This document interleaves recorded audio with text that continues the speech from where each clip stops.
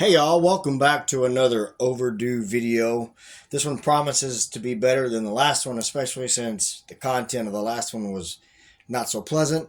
But we're over that. This is a new day, new video. So here goes. Here's what's going on. The NARBC, or the North American Reptile Breeders Conference, had one of two of their big annual shows here in the Dallas area. They have one in the spring, one in the fall. So I got a chance to go to this one. This is the last one of the year, and then we start over again next year. And when I went, I didn't have intentions of spending much, if any, money at all. I didn't have any animals in mind. I didn't have anything on my wish list, anything that I really wanted or that I was particularly looking for going in there. I was just hoping to get a jump on some good deals on like husbandry supplies. Unfortunately, the stuff that I need is a little too big to transport on a motorcycle, like a larger enclosure for my ball python. So I didn't really see any husbandry supplies that I needed. But as I walked around, things started to catch my eye, and the itch took over. And well, as you can see, I ended up with some new animals. So I am going to rearrange the camera and start showing these guys to you. Go grab you a snack and a drink. Let's meet back here. Let's check out my pickups from the NARBC 2023. All right, so here we go. Let's check out my pickups. As I go along and I'm showing you these animals and everything, I'm going to talk about my experiences at the NARBC, talk about some of the vendors and stuff that I talked with and stuff like that. And some of the vendors that I mentioned, I will put the link down in the description of either their website or their Facebook page. So you can go check them out, holler at them, see if you can find some awesome animals. So here goes. I did something a little differently. I usually go to at least one expo a year, and I usually just buy a day pass, right? Well, this year I decided to go ahead and get a VIP pass, which gets you in on Friday for the setup, and they have a little cash bar and stuff. And then it gets you in 3 hours before the general public on Saturday and Sunday. So I went to the setup on Friday, kind of walked around, got a layout of the place, and kind of got a mental map in my head of like the invert keepers and stuff like that and where their tables were. So I would kind of know where to go Saturday morning. Saturday morning comes around, I get up and I go up there. I go in about 8 o'clock that morning and I just start walking around. Like I said, mostly at first looking at supplies and stuff like that, and just didn't see anything that I absolutely needed besides, like I said, a larger enclosure and water bowl and hide for my ball python, but couldn't transport all that on a motorcycle. So I was just kind of walking around, got talking to a lot of cool people like Ty Randall from Tie Dye Exotics. He's one of the bigger, more premier invert breeders out of my home state of Texas. Got some awesome stuff. I looked at his table, hundreds and hundreds of critters. He's got, any kind of invert you can think of. He's got mantids, he's got assassin bugs, tarantulas, scorpions, centipedes, just all kinds of cool stuff. Really, really cool guy. We talked for quite a little while. I asked him about a certain species of centipede. He said he didn't have one, but there was some guy that was supposed to bring him one. So come holler back at him before I left. And I just kept walking. Well, then this was the next thing that caught my eye because I had never actually seen the name of this species before. And so I kind of stopped. Well, then I got to looking at the enclosure and I noticed that it had a molt inside of it. And I thought, ooh, that's really cool. I could, buy this thing and sex it. And if it turns out female, it could be an investment because I had never heard of it. So the guy finally came over and was like, are you interested in this? And I'm like, yeah, I am. I've never heard of them. We talked at length a little bit about them. And he's like, well, since you're interested in it, he had it marked at one price. And he said, well, I'll knock $100, or not $100, excuse me. I'll knock $10 off of it if you're really interested in it, and if you are, just let me know and we can do it. And I said, all right. And I turned around and I walked off and I went around the corner, and it was really just going around in my mind. I was like, should I do this? Because it could be an investment, right? So I look at the clock and I realize it's about 15 minutes before the doors open for the general public. And I thought, when the doors open for the general public, this thing probably won't be around long. So I turned around and went back over there, told him, screw it, man, let's do it. I want it, blah, blah, blah. And so we talked for a little while. I got his name and stuff like that. And he told me from now on, if there's something I'm looking for, to holler at him. So I'm going to go ahead and give a quick shout out to Jesse Bird at Midnight Creatures. Super awesome guy out of Chicago. He had a bunch of geckos and several invertebrates. Really awesome guy, really cool to talk to. So let's get into this first animal now. Now it's labeled as a Theraphosinae species Ecuador, or species black, or species blue, or species black and blue, which would be what? Species bruise? I'm just kidding. So the research that I've done that I can find on these, because there's not much known about them right now, is they are endemic to Peru, and they are opportunistic burrowers, but they can also be terrestrial. And they get about the size of most of our North American tarantulas, about 6 inches or so, adult females. Excuse me. So the only place that I have found them online for sale is Fear Not Tarantulas, and the price that they have them listed for, and the price that I got this one from this guy for, I got a steal on. I got it for about $5 shy of half price. So really hoping it's female. Unfortunately, the molt got destroyed on the ride home, so I wasn't able to sex it.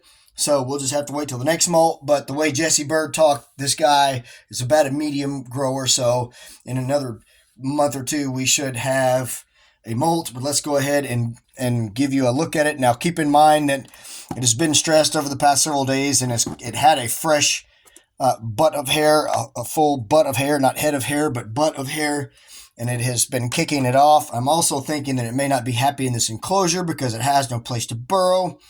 It's about 1.25 inches, 1.5 inches or so. Good, nice size, well-started specimen. They're supposed to be pretty beautiful as they get a little older. He told me that this thing was fast and that it would eat anything that you put in there. I do have a new enclosure made up for it, but I would like to try to feed it first before I put it in there, because I've got a feeling with the way I've got this enclosure made up that it's going to burrow down and I may not see it for a couple of months. So we just want to get a look at it and maybe try to feed it before it disappears for a little while. So there's my first pickup. Let's see if it wants a roach. All right, so here goes. Hopefully y'all can see pretty good. Since I don't know what to expect out of this thing, and Jesse told me that it was fast, I'm going to be ready with the lid of the enclosure so we don't have a bolt. But let's go ahead and put the roach in. It may not even be interested, but it's worth a shot before we rehouse it.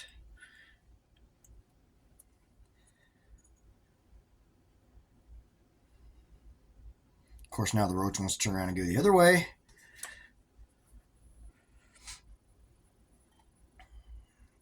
I really hope that this thing turns out to be female. From the research that I've done, I guess these guys just became available in the hobby this year here in the U.S. Probably still not hungry after that molt. So we'll go ahead and take the roach out here in just a second and rehouse it, and I'll finish my story. All right, so since it is an obligate burrower, we have made an enclosure with probably a couple of inches of substrate along with a cork bark hide. I got that bark out of my yard, but I did treat it. I've got a little bit of leaf litter, and I'm going to take these plants just for the heck of it.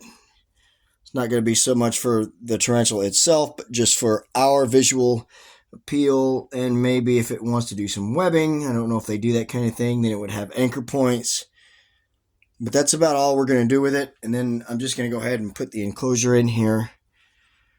And we'll do the old Tom Moran poke and pray method. Let me get that piece of cork bark out of the way as well. That way we don't have any obstructions.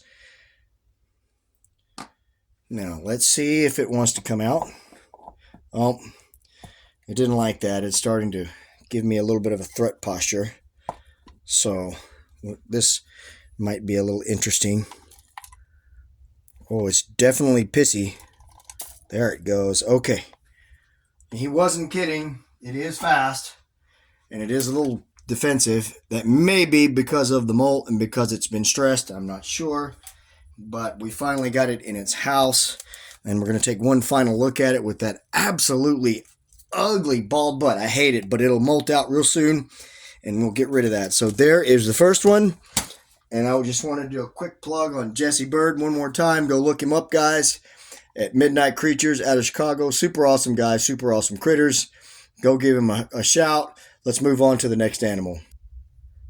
All right, so this was the second animal that I spotted that I ended up deciding to get. Um, and I went by this table several times and stopped and looked at the critters and would go somewhere else and come back. And after I bought that tarantula, I thought, well, I've got the ball rolling now, so let's see, here goes, So I went back over to the table again. I was looking at several of these guys, and this one caught my eye. Just because it was more inquisitive and, kept kind of checking me out as opposed to the rest of them, just trying to find a way to get out of their tiny little enclosures. I'm really excited to show this little girl to you. And it is a female. Yes, it is another snake. This is a young female Mexican black king snake that I got from Shores Enuff Snakes out of Fort Worth, Texas. And what I really, really like about this girl is her interesting markings, because of that modeling on her side and her back. And look at those stripes. She's got these greenish, goldish stripes in the right light. Not solid black like your typical Mexican black king snake, so it's super awesome. She's about 12 inches. She's only a couple of months old. She hatched back in June, and this is right at the end of September. And already just a super awesome, docile, gentle snake.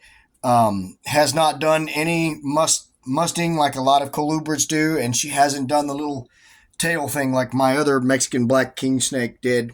I no longer have her. We won't talk about that right now. That's a different video. But if you will remember, her name is Nephthys, and in honor of that girl, we're going to keep that name going. I'm going to feed her, but I'm going to do that in a separate video because I'm running a little long on this one. So that was my second pickup that I absolutely could not leave without. My little female Mexican black king snake from Shores Enuff Snakes. I will put their link down into the description. Let's move on to the last animal, shall we? All right, so this next critter that I found was the last thing that I got before I was like, I got to get the hell out of here. And I've been looking for one of these for a while, but I wanted something a little bigger than this. But couldn't find one, so I decided to pull the trigger on this one. This is a centipede, and there's a lot of people out there that will keep all kinds of weird critters, but then when they see one of these, they're like, nope. And I understand this is the only thing that I keep that actually makes me kind of nervous because of their speed and stuff like that. But this is super awesome species. This is the Scolopendra Heros is the actual Latin pronunciation, but most people say heroes. They get to about 6 or 7 inches. And if you've watched any vloggers like maybe Coyote Peterson or some of those other guys where they're exploring the, the wilds around their homes, then you've probably seen one of these on video before. This species of centipede actually comes in a few color morphs. And this is the one that I've always been looking for, was this color morph right here. Let me go ahead and get it out into its new home here. And hopefully we won't run too long on this video. This species that I've got, this color morph, rather, that I've got right here, actually is from the Sonoran Desert of northern Mexico and on into Arizona. And then I've got this enclosure set up where it's a little bit taller so that it cannot get out. They can't climb smooth surfaces, but they can use the length of their body to get up the side of something and get out. I'm going to try to offer it a roach, and then we're going to try to end this video here. So there's another color morph that is native to Texas and on into Arkansas and Arizona that is basically the opposite of this one here. It's got the dark body with the red head, and in a lot of the places it is known as the Texas redhead centipede. I've personally never seen one. Living in Texas all my life, I've never seen one in the wild. I don't know. This thing is so freaked out right now, I don't know that it's going to be able to focus on the food. I will try to poke the food toward the centipede and see. No, it just wants to get defensive. So there we go. That was the last pickup at my NARBC this year. It will probably eat that roach a little later on. I'm going to put a piece of bark in here for it to hide under later on. And then I've got that moss in there for moisture. Sorry, brain fart. I was watching the timer. I've got like 15 seconds left, so I'm going to finish talking about all these people at the NARBC with my feeding video of my female Mexican black king snake. Thanks for watching. Take care. God bless.